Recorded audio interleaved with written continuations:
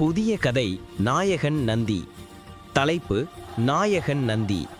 ஒரு சிறிய கிராமத்தில் மாலா என்ற சிறுமியும் அவளது செல்ல பிராணியான வெள்ளாடும், அதாவது நந்தியும் வாழ்ந்து வந்தனர். அவர்களின் கிராமத்தின் பொது கிணற்றுக்கு அருகில் பல நூற்றாண்டு பழமையான ஒரு வேப்ப மரம் இருந்தது. அந்த மரம் மக்களுக்கு குளிர்ந்த நிழலையும் மருத்துவ பலன்களை கொண்ட வேப்பிலைகளையும் வழங்கி வந்தது.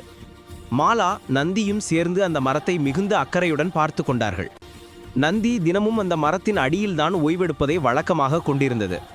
ஒரு நாள் வெளியூரைச் சேர்ந்த ஒரு பணக்கார கட்டிட வியாபாரி அந்த இடத்தில் ஒரு தனிப்பட்ட ரெசார்ட் கட்ட முடிவு செய்தார்.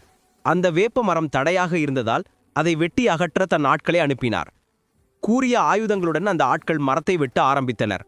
மரத்தை வெட்டுவதை பார்த்த நந்தி பயத்தோடும் ஆத்திரத்தோடும் மேகே மேகே என்று சத்தமாக கத்தியது. சிறுவனின் பசுமாடு கதையில் கத்தியது போல. அந்த அலறல் சத்தம் கேட்ட மாலா உடனடியாக அந்த இடத்துக்கு விரைந்தாள். கட்டட ஆட்களின் அத்துமீறலை பார்த்த மாலா உடனே தனது செல்போனை எடுத்து அந்த மரம் வெட்டப்படுவதை நேரலை வீடியோவாக எடுத்து கிராம பஞ்சாயத்துக்கும் மாவட்ட அதிகாரிகளுக்கும் அனுப்பி வைத்தாள். அதே சமயம் நந்தி மரத்தை வெட்ட விடாமல் ஆத்திரத்துடன் அவர்களை தடுத்தது. பஞ்சாயத்து உறுப்பினர்களும் ஊர் மக்களும் மரத்தை காப்பாற்ற வேண்டும் என்று காவல்துறையை அழைத்தனர். காவல்துறையினர் உரிய நேரத்தில் வந்து மரத்தை வெட்ட முயன்ற அந்த வியாபாரியின் ஆட்களை கைது செய்தனர். மாலா நந்தியும் அந்த வேப்ப மரத்தை கட்டி அணைத்து மகிழ்ச்சியில் ஆழ்ந்தனர். மரத்தை தனது உயிராக மதித்து காத்ததால் அன்று முதல் நந்தி நாயகன் என்று கிராம மக்களால் செல்லமாக அழைக்கப்பட்டது.